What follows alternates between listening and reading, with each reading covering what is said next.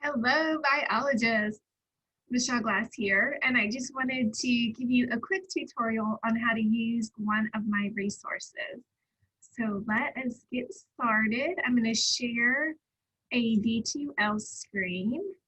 And notice for a lot of your lectures, you have this opportunity to play these games that I've made for you. So if you're having trouble using it, all you want to do is click the link. And that's going to take you to the game. Now, you're not going to have the permission to edit this particular copy. So what you'll want to do is go up to File and then Make a Copy.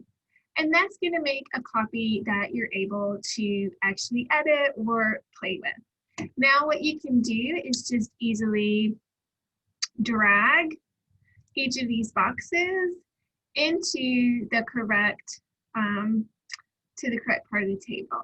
Now, some students will actually maybe do this on a hard copy. So I've known students to actually print this off and physically cut out these pieces and then paste them that way. So whatever works best for you.